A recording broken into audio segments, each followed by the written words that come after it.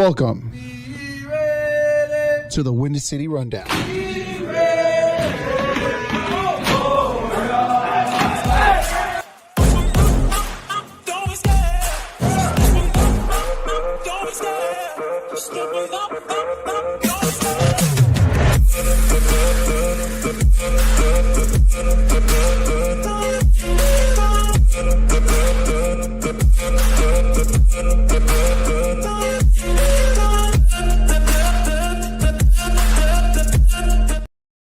Yeah, what's up, everybody? Welcome back to another great episode of the WindyCity Rundown, your favorite sports show in the afternoon, or the evening, actually, should I say. That's Jose Contreras. I am Merrick Avila here, and we have another great episode for you guys today. We are talking about WrestleMania 41 as WrestleMania weekend, this past weekend. The Bulls, they're teaching us how to be patient, and with the disrespect on top of that, too, as well. And the draft is on Thursday this week. The Bears got three picks in the top 70, Jose, or 75, should I say. So this is going to be an exciting week for the Chicago Bears.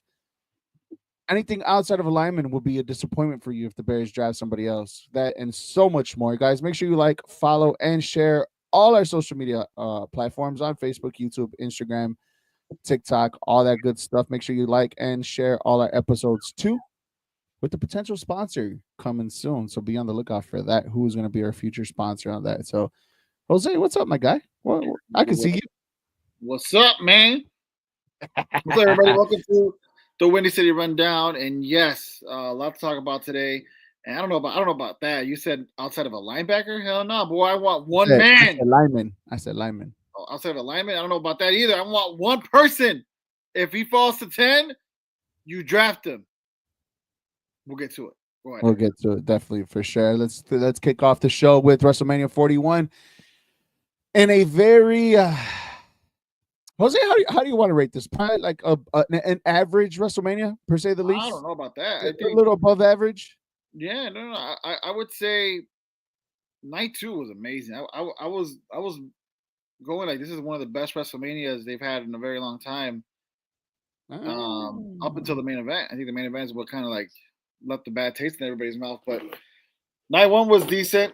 Night one's main event was amazing. Well, we'll get to it. We'll get to it. But yeah, we'll definitely get to it. I think overall, it was a really good WrestleMania. Above average, that's for sure. Really we're gonna get to our 3 likes and our 3 dislikes about WrestleMania. Jose started off. What's your number one like? What's the one thing that you liked about WrestleMania over the weekend? Most?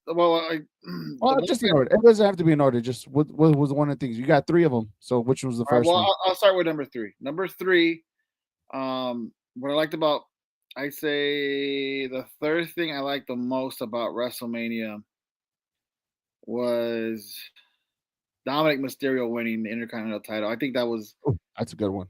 I loved it. I loved it. I love how the crowd cheered.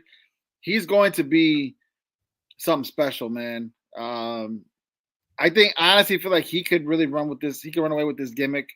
He could lie, cheat, and steal. He could be like one of those anti-heroes. He's great. I think him winning the Intercontinental title, having a good match with Finn, Penta, and Braun Breaker. I mean, him winning was great. That was probably I would say number 3 for me for sure. Yeah, that's a good one. I think the pop that he got after winning that one, it was definitely deserved. Unexpected though. I mean, you could kind of tell, weeks leading up to it that he was going to get a huge pop or a decent pop at WrestleMania if he did decide to if he did ended up winning, which he did, which was really, really good. My one thing I like, honestly, I like how the first nights started. I think both matchups that started off the nights were actually pretty good. They were top notch. Obviously, that's how you want to build WrestleMania. Hype it up as much as you can with the best or one of the best matches out there. And they didn't fail. At least to me, they didn't fail. Jey Uso and Gunther night 1 and the triple threat match. Oh, that triple threat match between the women, bro. That was definitely a match to remember for a very long time. So you're saying your opening matches for both nights were essential. I like them. Yeah, I really did. I think that really brought WrestleMania into a very good. Obviously, like you said, night 2 was better than night 1. I tend to agree with you on there. But yeah, no, the opening matches for both were pretty great. Obviously, the outcome for one was more obvious. The second one, though, not so much. You didn't know it could have gone either way. But the fact that they kept it clean for both matches, I think that was immensely great. And then shout out to the winners and Jey Uso, Yeet, and also my girl Io, the Genius of the Sky, coming up with a big win in the triple threat match, which was actually she was an underdog in this one, which is Yeah, crazy as champion. But yeah, shout out to that one. All right, Jose, what's your first dislike about that WrestleMania night, the WrestleMania weekend? we're going dislikes. My first dislike, I. Hmm, I got mine. we're going order. I'm going Okay. order from bottom to top. I would say I would say the tag team championship match. Oh, Like, you're me and you're right here. wait, We what? are Like, right here. my thing is this: I love the New Day. Them winning the tag team titles, great. I Yeah, have no issue with that. But I feel like that was a raw this match. coming SmackDown, you have a TLC match between 3 or 4 teams that I felt like should have deserved to be on that card. That Facts. match alone, that's a WrestleMania type match. Facts. TLCs are started on WrestleMania. Like that's a WrestleMania type match. They could have that should have been on. So I feel like my first dislike was the War Raiders against the New Day. It was a mediocre match. Shout out to the New Day for winning the titles. I have no issue with that. Facts. But that match alone, that could have been on a Raw or Or SmackDown. yeah, That, I agree. that wasn't a WrestleMania type match. That's my first dislike. Yeah, I agree with you. I think me and you are on the same one with that one, the tag team division. Both tag team matches actually. Although the women one smacked a little bit more than the men's one, to be completely 100%. That's my boy Dirty Dom. He said that's kitty fucker one. Yeah, I know. Dirty Dom won that one. No, but I think the outcome of the women's tag team title match to me kind of disappointed me, especially what happened last night. You know, them getting them back. I honestly should have. It should have been to me the best storyline if you were going to keep the belts away from the New Day or not from the New Day. I'm sorry, from Liv and Raquel. I personally would have thought that Finn Balor should have won the Intercontinental Championship. That way, he could have been very braggadocious, very arrogant, very annoying in the Judgment Day, and showing it off to everybody. Him still being the heel and making sure and everybody else in the Judgment Day kind of like turn his back on him because of the person that he is becoming since being the only one with a title. I don't know about that, man. I mean, that would have been the One, route that I would have taken. I actually one like, thing, you know, no, I do. I don't like the fact that Becky and Lyra Valkyrie. Lyra 2 belts only I don't lasted like 12 I don't like hours. the fact that Becky and Lyra won at WrestleMania Yeah, because they went back and gave it to Raquel and Liv literally. yesterday. That tells me that they were afraid that the fans were going to turn on Lyra and Becky Yeah, because then you have Becky coming in first night and she gets the pin. Why not let Lyra get the pin? right. That goes to show that you're catering to Becky. All this hate that people have towards Charlotte, they should have towards Becky. I feel like it's, 100%. Becky I feel like Hogan. it's way more legitimate that way. Yeah, Becky Hogan. Um, I agree. which is why I feel like they made her turn heel yesterday because they were like, okay, this isn't going to work out. Because it makes no sense to take the titles off Liv and Raquel just to give it back to them last night, all because you wanted to turn Becky Lynch heel. You could have done that at WrestleMania. Exactly. You could they could have lost, and she still could have turned heel. Like Yeah, on the biggest stage of them all. I completely agree. yeah, That was just so stupid. that tells me like backtrack. They were like, you know what, probably wasn't a good idea. Let's backtrack. Let's go back to plan A. Yeah. I think we're both on the same page. The tag team matches We're very were very underwhelming. second like of WrestleMania. My second like of WrestleMania. Let's see. My second like. I had this. How did I forget? The main event of night 1 was amazing. Oh. Great match between the 3 guys. Yes. Paul Heyman turning on CM Punk and Roman Reigns, like, oh hell yeah. Amazing. I was super jealous of Roman Reigns that he got a low blow the way he did by Paul Heyman, bro. Like that was with a little extra. I'm like, why couldn't that happen to me? You know? No, that was my second like, and Yeah. The fact that that was my second like tells you how much my first like I have up here. Oh yeah, for sure. I mean, that's a good one. I completely agree that that's a very good one. I did like that one, but that one obviously spoiler alert. That's my number one. My second like of WrestleMania. Definitely. I just had it right now too. Rats. I just had it. Rats. Why do you do that? I'll talk about my second Go ahead. my second dislike of WrestleMania. Like I already talked about the tag team matches. My second dislike was the Charlotte Tiffany match. Oh yeah. It wasn't as good as I thought it would be. Both women are great in the ring. They're great performers, but it was very underwhelming. They you could tell it was pretty sluggish. It wasn't as good as a match. I don't know if Charlotte was sandbagging Tiffany. It kind of seemed like it a little bit, Mm-hmm. but yeah, it was pretty rough to watch. It was a rough watch. I'm glad Tiffany won. Yeah. If there's anything positive, I'll say I'm glad that Charlotte, did the job and Tiffany came out the winner. But if I'm being 100% honest, yeah, I expected more from that match. Yeah. All right. I found my like. I don't know why it took me. J. Winning the United States championship. Dude, honestly, I think the one match that kind of everybody put under the radar is simply because it was a whatever match ended up being one of the best matches of night one.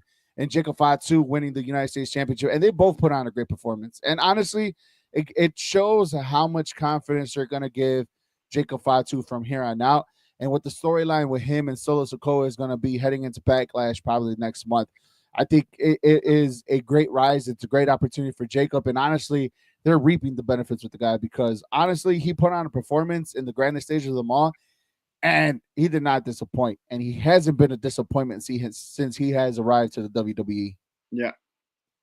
Yeah, you say your second dislike was the start. Honestly, I think I agree with you there. And I'm gonna put 2-1. I think the the women's championship between Tiffany and Charlotte, you could tell that one was like they were forcing, like they weren't natural, if that makes No, any sense. no. I felt like they were forcing each But we other. all we all know this was like the sport is choreographed. You could tell Yeah, they didn't put much effort there's into no chemistry into planning. that one. Yeah, there was no effort planning this match.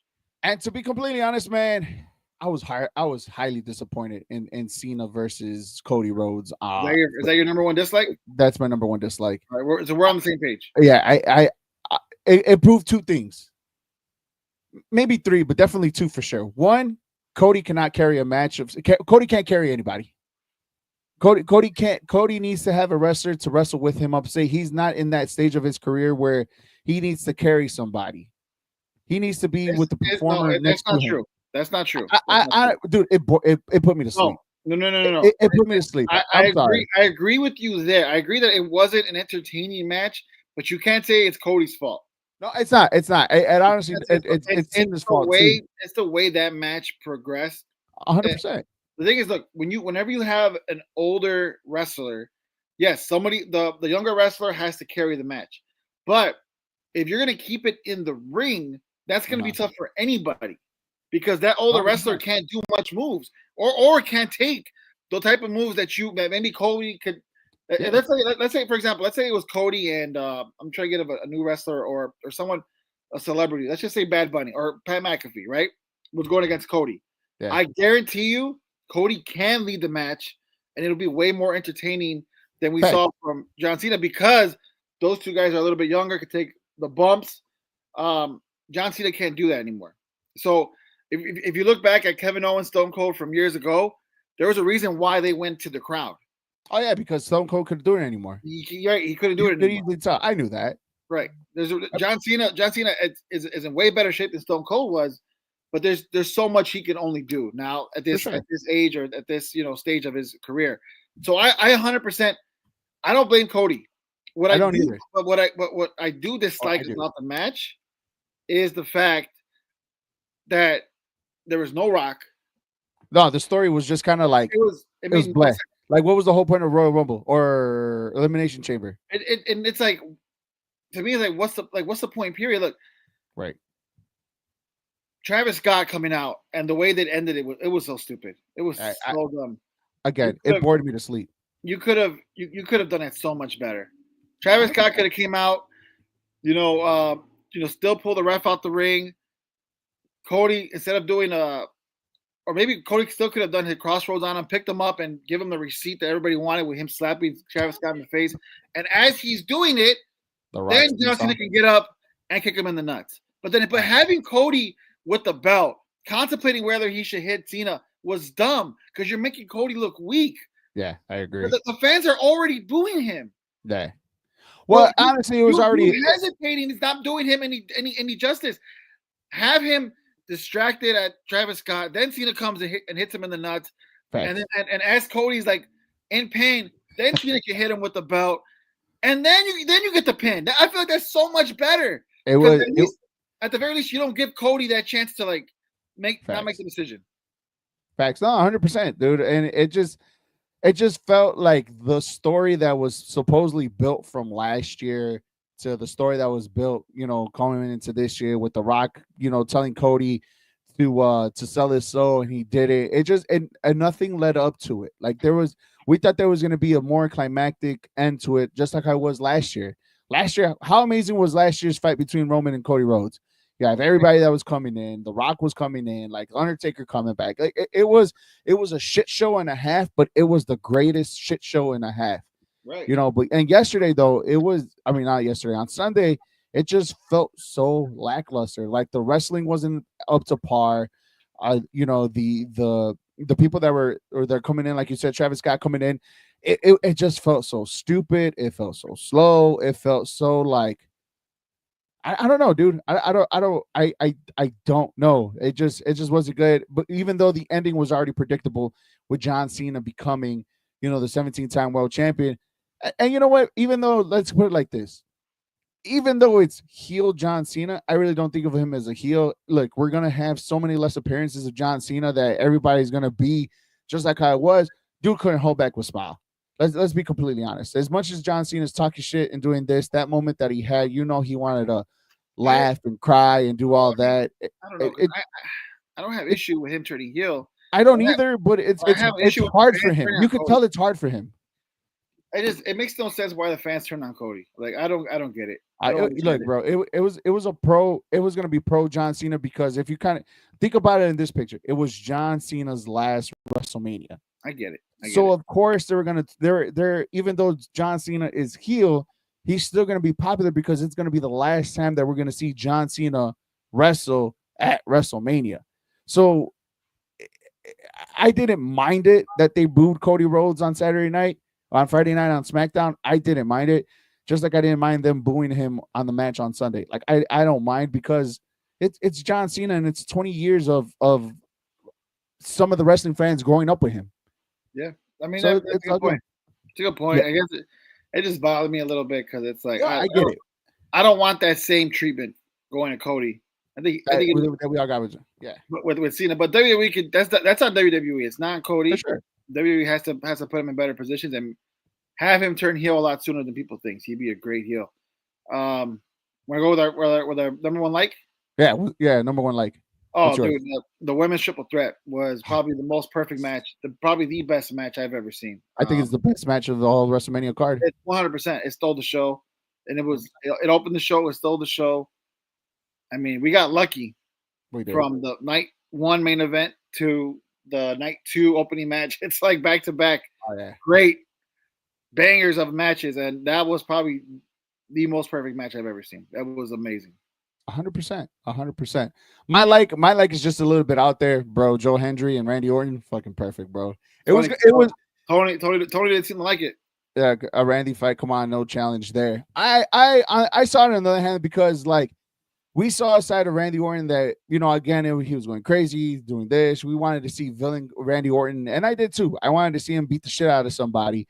But the fact that you got Joe Hendry, somebody like he actually opened up to it, you saw a little fun side of Randy Orton, and I enjoy it. And then obviously him doing the gimmick at the end of him with the camera panning into him and he doing his little pose, like it was great. It was probably the best 5 minutes that I've seen in WrestleMania, and it showed a side of Randy Orton that he too is on his last legs of his career too as well. And a lot of people are not really seeing that because we're seeing Randy Orton a little bit more little bit more active, a little bit more weekly than we have John Cena. But then if you kind of look at it, bro, like up close and personal, you actually look at it, it's like, dude, we're kind of seeing the last of Randy Orton too as well. And for him to be Yeah. this lovable, I guess you can say, right? This grand person that he is, bro. I think it was just perfect. I loved it. I really did. He's the last of our generation, honestly. 100%. 100%. Him and Cena, that's it. They're basically the last of our generation. I mean, AJ Styles was up there too. I remember seeing him in TNA, but Yeah. you know, at least WWE wise, he's And, definitely one of the last of our generation. and it's crazy that I mentioned AJ Styles because that match was horrible too. Be him and Logan Paul. It That was was, literally like one of the worst things. yeah. Look, Triple H has a lot of hit or misses.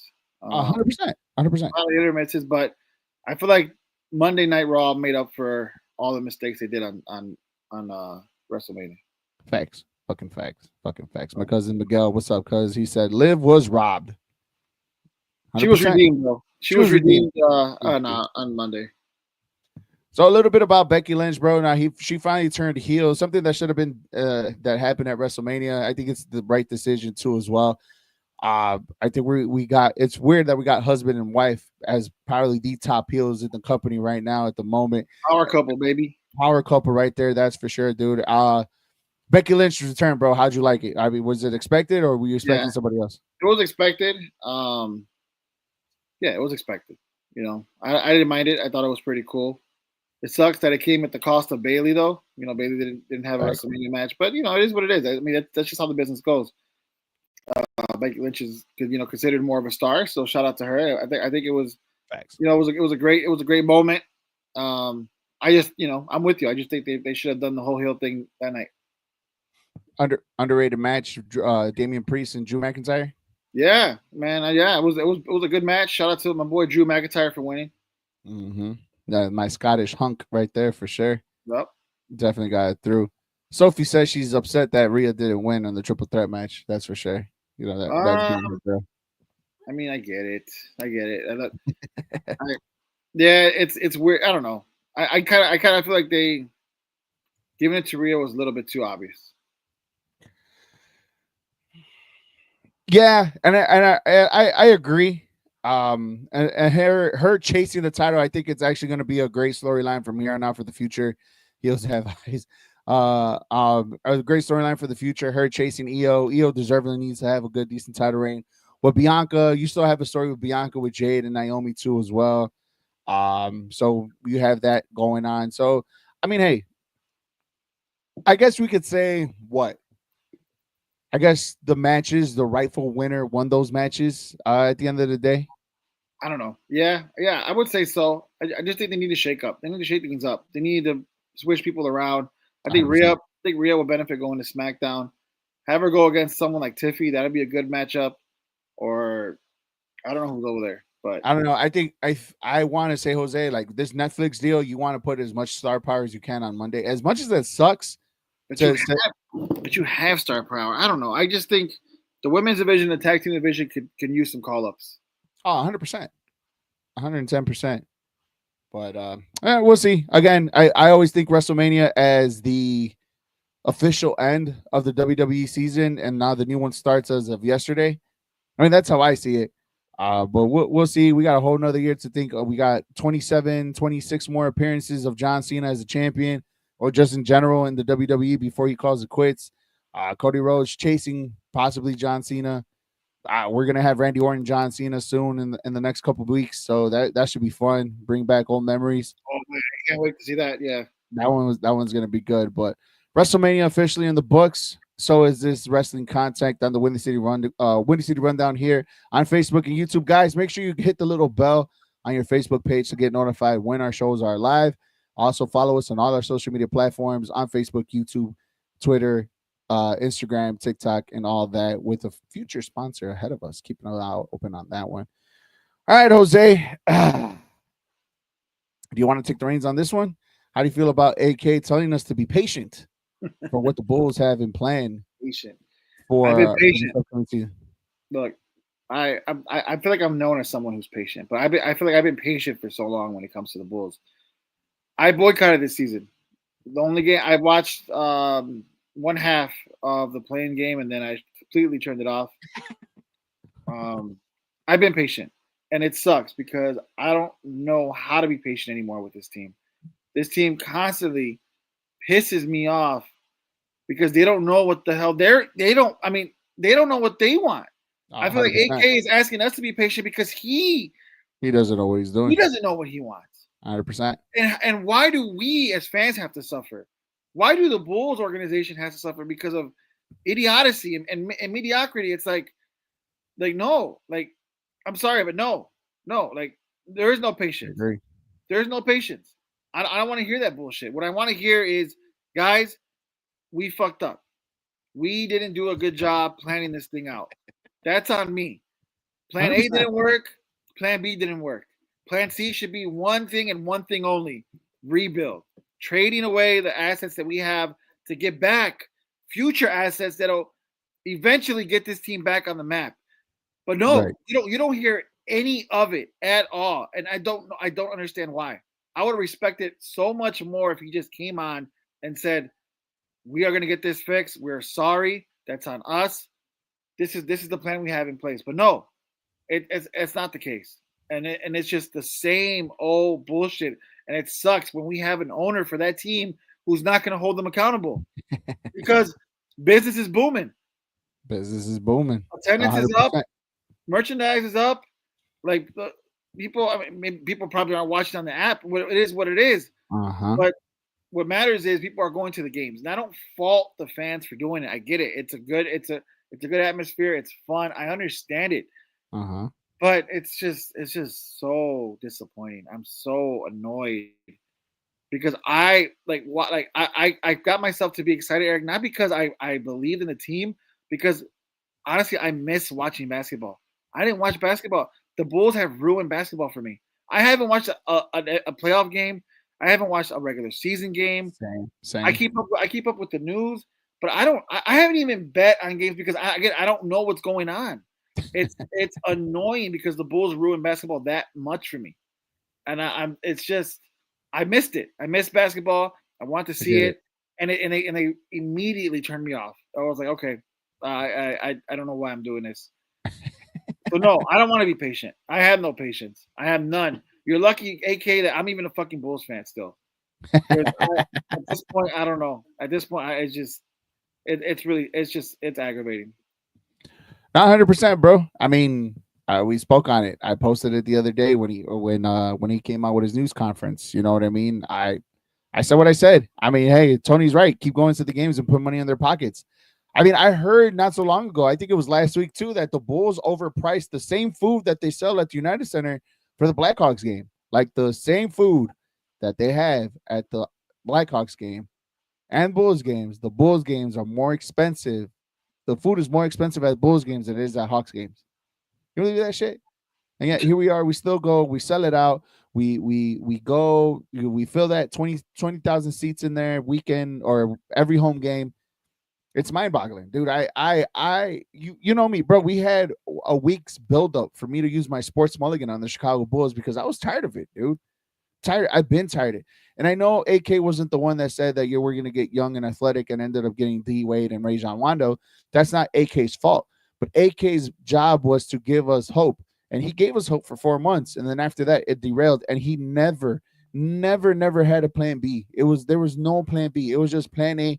And he didn't even do anything to kind of fix it on the fly because I didn't think he knew. I think that's all he knew.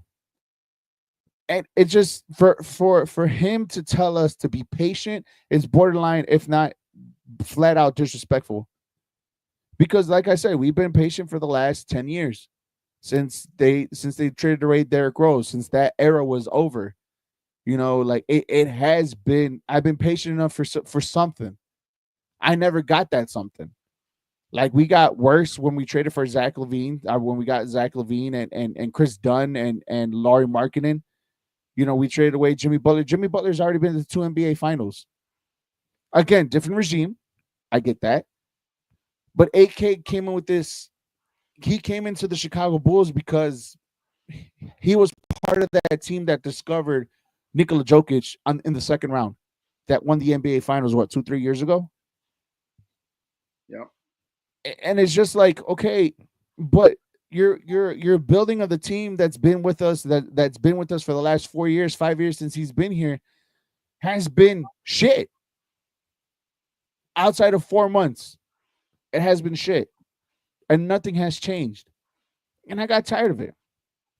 Tony, what did Tony say? Tony said, look at his White Sox, the same. That's a Jerry Reinsdorf problem. At least I will give credit. You guys know me. I am the biggest White Sox hater, and I'll wear that hat proud. But at least the White Sox have a plan to fucking suck. And they have a plan to build for the future. They're not going to be good for the next 4 or 5 years. Not just that. At least they're realistic with their ticket prices. Like A 100%.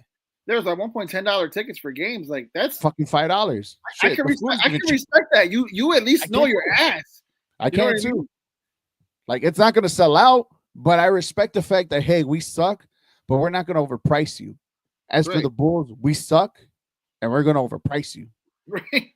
You know what I mean? It's just like, bro, like, no, like, you can't do that. But then again, you say that, bro, but we, I say we as Bull fans, right? Because we all, I'm not part of the we, so I'm not, I can't speak for myself. But Bulls fans out there want to be in that arena because of the past, because of the United Center, because it's the house that Jordan built, and it's great to be there, and the aura is there, and so on and so forth. But and Jerry's fine with that. You know what I mean? And AK's, I guess, is fine with that too. Is, as long as my boss is happy, I have my job. I could be shit at my job, but my boss is happy what I'm doing. I'm bringing in money. I'm bringing in revenue. My job is safe. Well, it's probably the best job to have. I don't think Carson Novas and Eversley think that way. As long as my boss is happy, I think genuinely they want to put a good product out there, right? Because it's all about pride too. I think they have the pride to where they want to have the right talent out there. I just genuinely think they don't know how. I genuinely think that they're not as good as at their jobs as they think they are, or as we all thought they were in the beginning. And because they're the owners of that team doesn't put the pressure on them, or because revenues are up and maybe numbers look good, they're not putting them on that hot seat. That's the issue. You know what I mean? Like, because if I'm AK and I'm in that position and I'm not doing a good job, then my thing is, okay, I'm going to do whatever I can the next year to be better, right? Right. And who knows? Maybe the owner is telling them, like, hey, by the way, keep so and so or this, or just keep enough players to kind of keep attendance at its highest, or maybe they're handcuffing them. I don't put that type of mental blame on AK and Eversley as far as like, oh, you guys know what you're doing. I honestly do think they're either A, handcuffed, or B, they just don't. They're just not that good at the jobs, and of course, their bosses aren't going to hold them accountable. So we're just kind of, dude, 100%. And again, like, and I'm glad I didn't use my sports mulligan simply because like it would have been a disastrous ass move at the end of the day. But bro, I feel like we should bring back that segment when the basketball season starts, right? Because now it's just if the Bulls don't make any moves in the offseason, bro, I think I'm about to be outie 5,000 out of being a Bulls fan. And it sucks, bro, because like I should have been put in this position, right? Who the fuck am I, right? I'm nobody. But at the same time, I'm somebody that appreciates sports. I'm somebody that appreciates a good team, and I haven't had a good Bulls team in such a long time. Like I haven't, other than the 4 or 5 years of Derrick Rose, if that. I'm just in my whole teenage life, 20 years, my 20s, like I haven't had a good Bulls team. I don't know what a good Bulls team is outside of when I was 7 in the 90s. I know, such a long time ago. But still, like it's like I'm tired, Grandpa. Like that's what it is, dude. I'm tired. I'm tired of just being the laughing stock of basketball. Like it's funny because there was a poll out today, and it's surprising that the Bulls are in the list of one of the worst organizations in the NBA, voted by the players, mind you. So it's kind of it's mind-boggling, bro. Like it seems so deflating that no matter what AK says, bro, it's just kind of like, yeah, you're full of shit. And nobody's believing a single word that he's saying because there hasn't been any action outside of trading Zach Levine, and that was it, and got Actions nothing for it in return. actions speak louder than words. Trading Zach Levine was necessary. It was needed, One hundred but it percent wasn't. But it wasn't. It was just one piece of the puzzle. right. Lonzo Ball shouldn't be on this team. Vooch Nikola should have been Vucevic should have been on this team. Josh Giddey should have been on this team. Kobe White. Kobe White shouldn't have been on this team. I'm like, and I'm sorry, like I get like those two guys are young still, and maybe they could be pieces, but in reality, there is no untouchable on this team. And those two guys, in my opinion, have showed you that they can provide, and they could be a spark for maybe a contending team somewhere, or they could be good role players somewhere else. So they're assets, in my opinion. There's nobody on this team that should be here, other than maybe Matas, just to see what he can do in the future.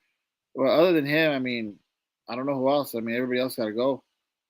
Bro, I shouldn't be here as a fan, to be completely honest with you, bro. Like, I ain't gonna lie. Like, it's annoying, man. It's fucking annoying, dude. Like, I don't know what to believe anymore. I don't know what happy is when it comes with the Chicago Bulls. I don't. It's been a while. It's been a very long time. And again, I've always felt super disrespected the moment that they said, young and athletic, and they got Rondo and Wade. And again, like I mean, I that was should that was a different regime, and but even then, again. I would rather take Garden Paxson than what we have now. Because Well, at the very, at least they know how to draft players. I will they, give credit where credit's due. they knew how to fill positions. Yeah, When 100%. Derrick Rose went out, they point guards are plenty. They had Nate Robinson, John Lucas, each one more, John Lucas, you name it. he's Chicago's finest. Each one more, bro. Put some I mean, respect on my name. Benchmob was doing his thing, man. No, 100%, dude. Like at least they gave us moments, right? With the Yeah, Derrick Rose era, they gave us moments. they But gave then us again, moments. but then They gave us again, like players. They gave us that was moments. They gave us players to root for. that was their only play. Like that was legit their only play, and they banked a lot on Derrick Rose to do everything, and they couldn't find a plan B. I And so would rather take the young and athletic team of Rondo, Butler, and Wade than what we have right now. What the fuck? hell nah, bro. Nah, that shit pissed me off. It still pisses me off. Hey, And like you said, it's a different regime. they weren't that bad. That team wasn't that bad, but Yeah, but we knew we again, knew what they were, right? And right, it was the context, but that's the team was it was not, and that's they the thing, were dude. bad. That was the thing. Like we knew where this team was heading. Right. Like I felt like again, I felt very disrespected. Like you said, young and athletic, and you got Wade and Rondo, bro. Like, come on now. Like that's not how it was supposed to be. And now there hasn't been a plan whatsoever ever since that moment. Jimmy Ever since Butler, for what he is now, should have propelled this organization, that trade, even till today. I mean, that was years and years ago, but we should still be feeling positive effects from that trade. But we haven't. Zach Levine didn't pan out. Laurie Marker didn't pan out, but just not for us. Not for us. And Um, Chris Dunn. Chris Dunn, who I don't even know what the hell happened to him. So like, it was. This team has been in, as you like to say, basketball hell for a very very long time, and it seems like we're I stuck. gotta get out of it We're not getting out of it anytime soon. anytime soon. Yeah. And the perfect opportunity was this past season of fucking tanking the season to the ground. Mm-hmm. And apparently you like the fact that they went 15-5 in the last 20 games. No. Playing, I bro. didn't like it. I Oh, you loved respected it. Oh, bro. you tooted that Yeah. horn, my guy. Don't start. Yeah, It's look. been I out got there. receipts. We can pull up receipts.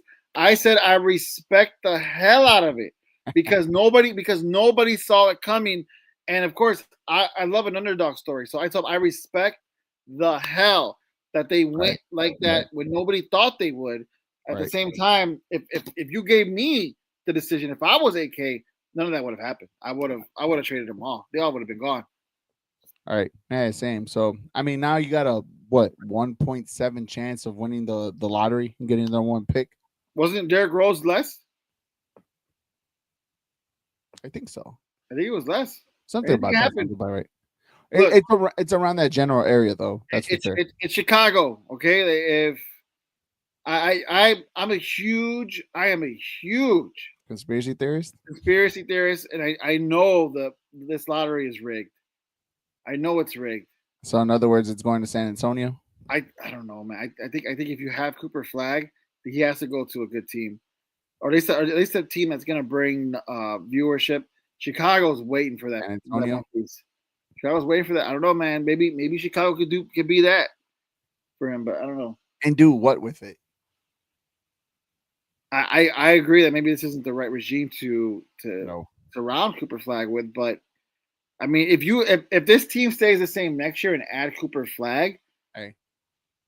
you're in the playoffs. Hell, what the fuck? You're in Eric. No. This team made the play in. If you add Cooper Flag, listen. If you add Cooper Flag, who I think could be a star, obviously they're going to be Definitely. they're going to be a 6th seed in the East. Hell no. In the East, no. yes, yeah, Dude. Everybody in their damn division made the playoffs, bro.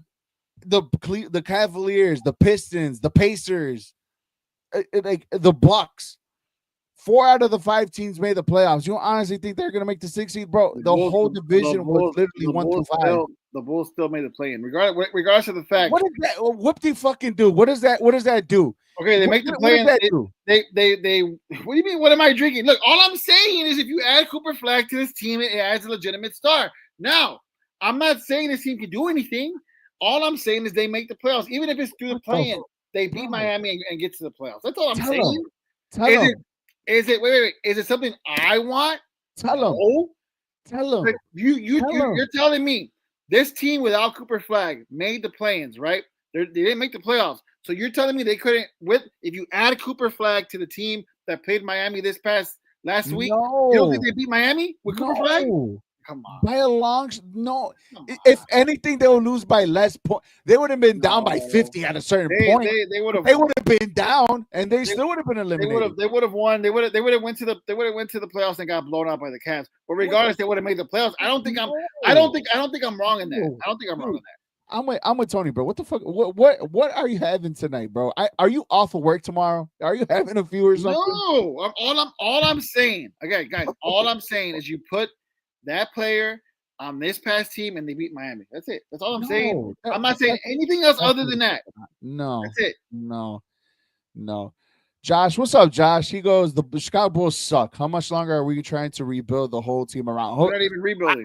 I'm even waiting for the rebuild myself to start, Josh. Like, what the fuck? Like, there is no rebuild. Like, nothing. Yeah, he says, wake up. Come on.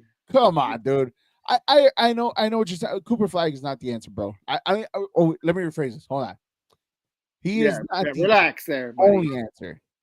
I know that. I'm not saying Cooper Flag is gonna win us a championship. All I'm saying is that if you put him on the team that faced Miami, they beat Miami. That's all I'm saying. Makes no difference. I don't know about that. I don't know about that. All right, I'll give you a little bit credit. They go from 9 to 8. How about that? They go from 9 to 8. No. They can stay in the playing game. That's not my issue. I just think they have a better shot at making the playoffs and beating Miami. That's all I'm saying. Hell no, not even close, bro. Not even close. I don't think so. This team needs a whole facelift, my guy. Yes, it needs more. They need a whole facelift to contend, Eric. But they're still mediocre enough to make the playoffs because the East is mediocre at best. In the West, they don't even sniff the play-in. But we're not talking about the West. We're talking about the East. Yeah, I know that, dude. But even then, so like it's look, it's a start. Don't get me wrong. It would be a great start. Are we gonna get Cooper Flag? The fuck no, we're not. Not even close. We're not even gonna sniff Cooper Flag. Hey, we didn't. All I'm saying is Derrick Rose was a lesser shot. I get that. I hear you 110%. But no, like the Bulls need to find a way to be like, look, let's get so and so. Let's trade so and so to get so and so. Right? Like I don't know, John Morant, give him a fresh start. He'll be fine on O Block. You know what I mean? Zion Williamson, bro. No, Zion Williamson. Something. This is the last place for John Morant. What do you think? Why do you think I brought up? He will not last a month. He'd be locked up. You ain't lying. You ain't lying. Not in the city, not in the south side of Chicago, not even the west side. But even, all jokes aside. But for real, like the Bulls are in the perfect opportunity, or to find a perfect opportunity to buy low on those players that don't need that don't, or other teams no longer be there, have superstar potential like a John Morant. like a Zion Williamson, right? Like you're No, selling not long high term. on I Josh Giddey. don't You're want that. selling high on Kobe White. Like something like that could get something done. Again, are you gonna? Is it gonna happen? No, because I don't think the Bulls know how to do that. I don't think AK knows how to do something like that. But a opportunity in itself can present like that if they do it the right way. You give John Morant and Zion Williamson here, it's a little noise and a very One of them mediocre will get East, like you arrested. said. One of them will get arrested for sexual assault. The other will get arrested for gang banging on Cicero Avenue. I don't know. I've been swerving No, around the corner, one of them will bro. be on Cicero Avenue picking up the girls. That's The other will be on hilarious. Cicero Avenue shooting at strangers. I don't know, bro. But no, but the Bulls really need to find a way to like really buy low on these exiting superstars that still have somewhat of an age potential to join the Chicago Bulls because at this point, bro, like if you're not gonna fully rebuild, then that's the next thing you have to do. And you give players like John Morant and Zion Williamson to Billy Donovan, that could be something. In the No, East, like bro. you said, that's pretty mediocre. Please stop mentioning those guys. Yeah, right. I'd But rather see those are the Anthony only two Davis. guys that are probably up for sale that teams are willing to give up whatever or get whatever for There's a those type of players. reason for that, Eric. There's a reason for that. I get that, but Those sometimes guys, changing scenery could be will something. thrive under cultures like San Antonio where they don't mess around like that. You're bringing them 100%. to I a agree with you. already toxic ass organization with a coach who doesn't hold his players accountable. Look at last year with Levine and DeRozan. There was a reason why we wanted Billy Donovan out there. It wasn't just because we thought he couldn't coach. It's because this team didn't know what Facts. they didn't have an identity. They didn't know who the hell was the leader. So they Nothing. It took for those guys to leave and there'd be nothing but young players for Billy Donovan to finally shine. No, Facts. you don't bring those guys in. If you do, that you have to do a whole face. You talk about an overhaul, not just coaches, but just DMs, everything. You got to have a San Antonio Spur like organization for those guys to not just. We know that they can contribute on the court. That's not the issue we're worried about. It's out the court that we're worried about here. Facts. And yeah, absolutely. Please. I get it, bro. But at the same time, though, it refreshes or it gives that little splat or like that excitement that Bulls fans are missing, that they actually did something to bring some young and up and coming players at a very low price. I'm good. The rebuild is probably the smart way to do it, because I am with you. I rather rebuild 110% the whole entire time. But the fact that the route that they took this upcoming season, though, it took away from that rebuild and made it a lot more harder and a lot more longer to do it. Because at this point, you're going to have to sell all your best players, all your best assets that you have in Giddey, in Kobe White, some players that you really don't have that much control outside of Kobe to do it. All right, so I don't know. That's enough about the Bulls, man. Yeah, fuck the Bulls. We got 12 minutes. Let's get into that. Guys, if you want to join us like Tony, my cousin Miguel, and Josh, and everybody else, make sure you guys leave a comment on Facebook and also on YouTube too as well. Or you could join us on the link that's right here too as well. Click on the link. I posted up too on my personal page. If you guys want to join us, give us your personal intake about the Chicago Bulls or anything that you guys want to talk about on today's episode. As we're leading into, we talked WrestleMania. We talked WrestleMania moments. So. Yeah, whatever your favorite WrestleMania moment of WrestleMania 41 is this weekend. Sophie's right here next to me. She said her favorite moment was Jey Uso winning the title. So, yeet. Yeah. What's your moment? She said the triple threat match. Never mind. It's a great match. She says she's upset that CM Punk didn't win though. She wanted Punk to win. Yeah. No? Grab the mic. Say something. She's shy. But Jose, there's a lot of talk about the Chicago Bears this weekend. The draft in Green Bay. I think it's going to be a very cool sight to see Green Bay having the draft this year up there in Wisconsin. But there's a lot of smoke about the Chicago Bears and what they're going to do at the number 10 pick. Obviously, it just depends on one player who's going to fall. It depends on one team who's going to pick, or if there's going to be a team trading up for it. It's a lot of smoke. It's Gentry. It's a lot of Mason Green. It's a lot of Kevin Banks. It's a lot of those type of players that, depending on certain teams, which teams are taking quarterbacks, those players might fall to us, man. So, I mean, would you rather have Gentry, the wide receiver? Would you rather have Mason? I'm right receiver, running back, Mason Green? defensive tackle because we need defensive help too as well. So I'm even say the tight end from Penn State, my guy. Who do you have? Who do you want? No more Wait, tight first of all, are you going to be upset at the fact that the Bears get a tight end or a running back at the 10th spot? Look, I no, I'm not going to be upset at any pick because I trust this organization right now. Oh, That's okay. the shock, right? Facts. Shocking to say, but I do, and only because of Ben Johnson. I feel Okay. like he has a vision, a scheme that he wants to run here. Okay. So you could just already feel his involvement in this process, and which is so different from processes in the past. So with that being said, I'm going to go ahead and trust whatever the Bears do because I know he has a lot to contribute. Me personally, selfishly, I want Gentry, but only because of the what I feel like the potential can be offensively. But I 100% would understand and respect if they go alignment on the offense or a tackle on the defense or whatever else they choose. I would be okay with it because again they know more than me, right? Cool. Hey, if you feel like that's more important, do your thing. Me selfishly, I want Gentry because of what Ben Johnson was able to do in Detroit with Gibbs. So, that being said, I'm not gonna lie though, I will kind of look at them sideways if they get the tight end from Penn State. At the same time, I know he's a baller, so I wouldn't 100% be upset with it. But it's just like, bro, you have a lot of tight ends. Like, what the fuck are we doing here? You know what I mean? There's only one. It's only a Cole That's Kmet. enough. Like, I'm sorry, this isn't the Patriots with Tom Brady. We don't need Gronk and Aaron Hernandez. Like, no, bro, come on. Give Cole Kmet a shot. That's if you already, he's good. Just fill a hole somewhere else. I mean, look, man. I think this is going to be the perfect opportunity, and Tony is agreeing with you. He said he's drafting a running back. I'd be happy. To establish a running game to making the passing game better. I mean, they say a good running back does help an offensive line too as well, even with the blocking scheme. Oh, look who decided to show up. What's up, John? Gentry's a beast. And Gentry is the beast. I mean, he's a little muscle. What up, John? Muscle hamster. There you go. I couldn't even say that fucking word.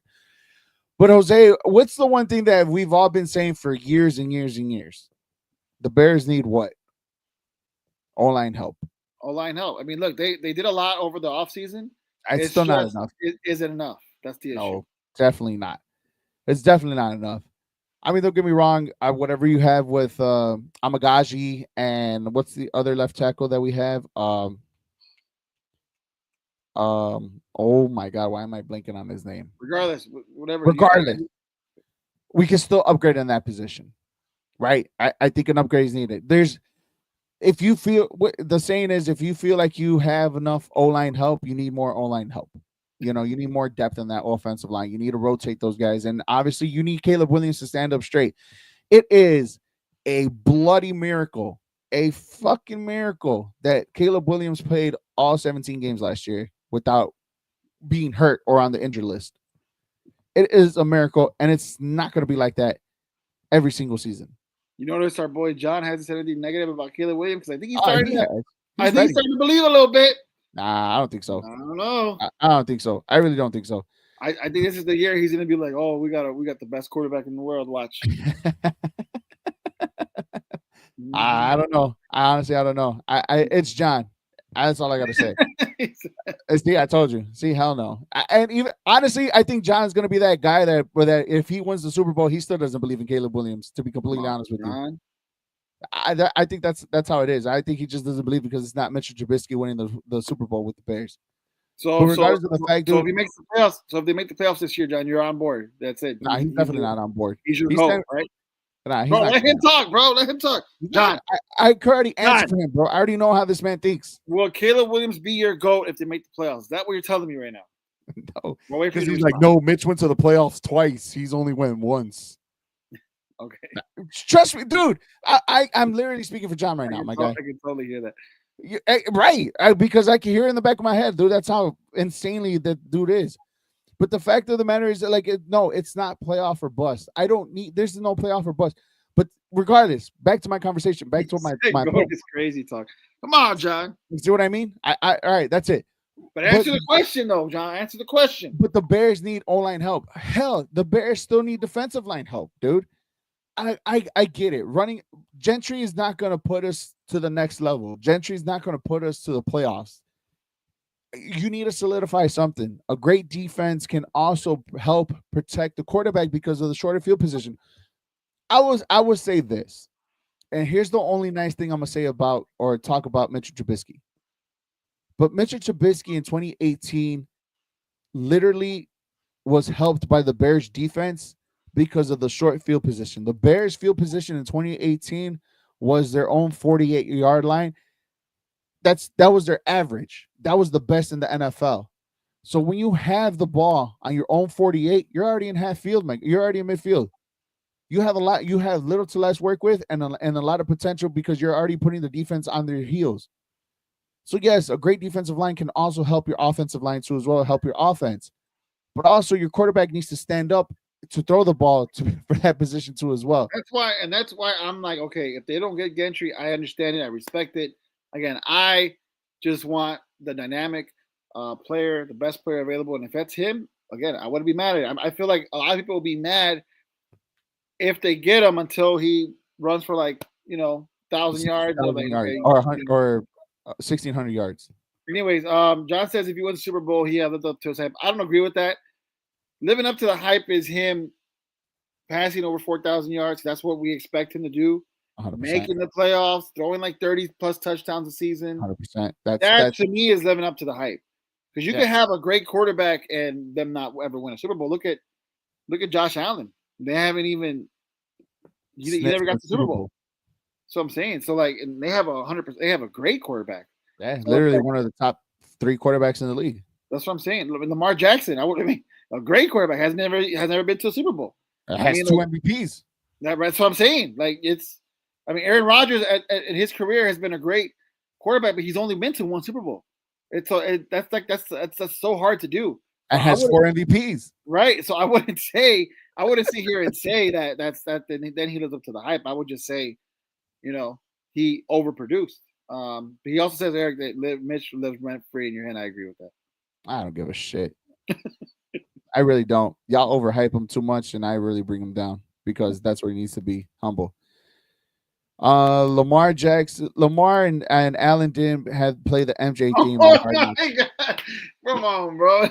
First of all, it's not the Caleb, MJ team. Wait, no. But here's the thing: Caleb didn't have them play that. If Caleb himself edited that part and put that music, then you know what, John? You can criticize him all you fucking want. That was some nerd who was editing the damn Hard Knocks. That was some nerd who worked for HBO. And I can say nerd because I edit. I know how it is. Okay, I have all respect in the world for those guys. But that was some nerd who thought it was special because they were in Chicago and wanted to glorify Michael Jordan. Don't blame Caleb Williams for that. First of all, if we're gonna get this right, it's not the Michael Jordan theme song, guys. It's the Bulls. It's the Bulls theme song. It's only been glorified because of MJ and the Chicago Bulls. Right, and if you want to use a song as an example, that song represents right now shit because the Bulls are shit. So if anything, it's still a badass theme song, low key. I ain't gonna lie. He said, and how many Bears fans were eating that shit up? Well, yeah, bro, because you know what I'm saying. Because we finally have a quarterback. We hyped it up, yeah, but at the same time, that wasn't Caleb's fault. It's not. It's not. He's not. No one ever said he was on D Rose level yet. You're the only one comparing him to D Rose. Come on, John. Oh my God. I love you, John. We miss you, John. We miss you. You gotta hop on the show. I don't. I miss him. I don't. It's okay. But yes, the fact of the matter is, Jose, that we need him to be standing upright for him to throw the ball, for him to like you just said, to be successful throwing for 4,000 yards, for him to successfully throw 30 plus touchdowns, right? It may not be year in, year out, but it has to be working up to those numbers. He has to be upright. And in order for him to be upright, he needs to be protected.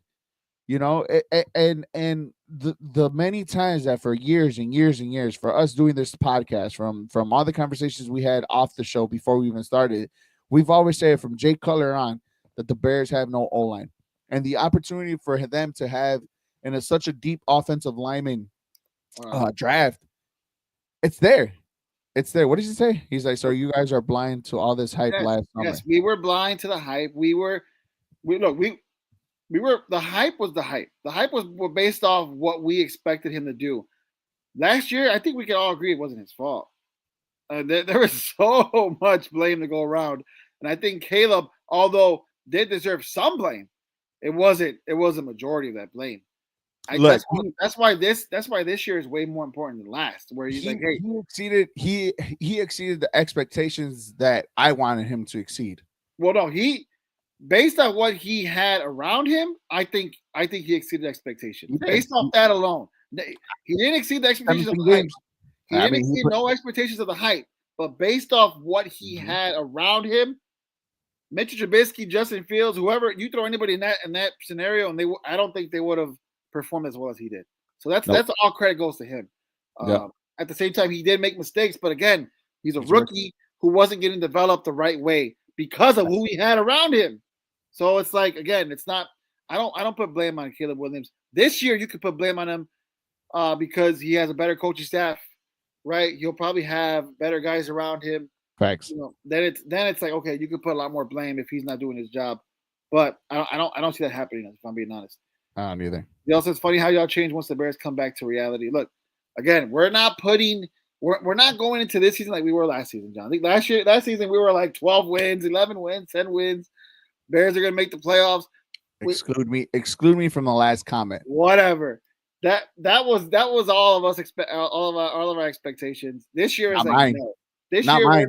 This year we're not having expectations. We're just well, I guess that's a lie. We do expect the Bears to be better than they were last year. 100%. That's only because of coaching. Other than that, I'm not talking playoffs. I'm not talking playoffs. I'm just in wait and see mode. That's it. Yeah, he said the guy was running for his life the whole entire season last year. I 100% agree. Running for his life and getting hit. No, don't put me in that. I did not say that. If anything, I admit what I was saying, John. I was the only one that put the Bears near or at around 500. No, I think he was talking about Caleb Williams. Yes, we were excited for the guy. I've said it and it's been on there. It's out there. My expectations were exceed the rookie numbers in passing yards, exceed the rookie numbers in touchdown passes, put your name in the Bears record books for whatever you can in your first year, and then grow from there. Those are my expectations for Caleb Williams. I've never went above and beyond anything else outside of that. Y'all were getting on me that bar was so low, that bar is a low bar. But guess what? That bar was set because for a reason, and that bar now has been risen to the next level. Like, okay, what can you do now? Be better than our Lord and Savior Jesus Christ, boy, has been risen. That's it. Like, and you guys were casing on. You guys were coming at me because I said those numbers and those expectations. And look, I'm happy for what I got because my expectations were met and exceeded because he performed the way that I wanted him to perform. That's right, Tony. And that's it. The Bears are winning the division. I don't know about that, Tony. I'm not there yet. They still need a lot of defensive line help. They still need a lot of offensive line help. I don't think they're a running back away. I don't think they're a tight end away. I think there are a few more pieces left that they need to do to build around this team in order for them to be successful, for years to come. Because at the end of the day, look, we need this guy upright. We need this guy to be we need this guy to be playing the same amount of games he played last year in a consistent level. You're talking with your heart, Tony. I fucking love you guys. But we'll see. I mean, I'll be very disappointed if it's Gentry, if he gets drafted at 10. I would be disappointed. I'll be disappointed if it's the tight end too as well. I think this is the year. This is the draft where you have to be smart. You have to keep it simple, stupid. Like you really have to really build on this team the way how you're supposed to build within the trenches on both sides of the ball because you need help on both sides of the ball within the trenches. There's no glam and glory picks. If you want a running back, you could get him in the second round or in the third round. Don't get him at 10. It really does no difference if you get him at 10 because now you're doing your team a disservice and you're doing Caleb Williams a disservice, but not helping him out. Again, remember the one thing about this regime with this coaching staff is maybe they could develop whoever they have a lot better than they did last year, than the guys Yeah, last you're year. right. So, You're right about that. so maybe they can pick up offensive linemen in the later rounds, and because we have a better coaching staff, you get that value, and you're still able to do something at number 10 with Gentry. Who knows? That's what I'm saying. That's why I'm going into this draft with really just all the trust in the world, and it's weird because I'm not used to saying that when it comes to the Chicago Bears. But just something tells me with this coaching staff, I'm just gonna lay back and be like, you know what? I respect it. Let's go. I trust you, Ben Johnson. Until you prove me otherwise, I trust you. We'll see how it goes, man. We will definitely see how it goes. Thank you everybody for joining on today's podcast. Thank you, Tony. Thank you, Josh. Thank you, John. Thank you. Who else was on this podcast today? My cousin Mike. Thank you, everybody, for hopping on. Guys, make sure you follow us on Tony, all our Mike, social media John, platforms. Miguel, we appreciate y'all, man. Yeah, we do. We really appreciate you guys and everybody else watching that tuned in for a bit. Thank you very much for showing us. Guys, make sure you hit the little bell on our Facebook page on Windy City Rundown to get notified when our shows are live on YouTube too as well. Get subscribe to our channel. Help us, help us grow. That's all we can say. Share our shows. Comment of the day. Comment of the week. Bears are winning the division. Let's go, Tony. Let's go. Every week we'll pick a comment of the week. Good night, my guy. That's comment of the week right there. There you go. We appreciate you guys. Thank you guys for showing Sophie with her little appearance, even though she didn't want to say nothing. She's right here being my executive producer on today's show. As for that, guys, like I said, follow us on our social media platforms: Facebook, YouTube, Twitter, Instagram, TikTok, all that, guys. Follow us on our make sure to hit the bell to get notified. And also we have a potential sponsor for next week too as well. So we'll keep on the lookout for that. Front runner, second place. Comment of the week right here. Almost won.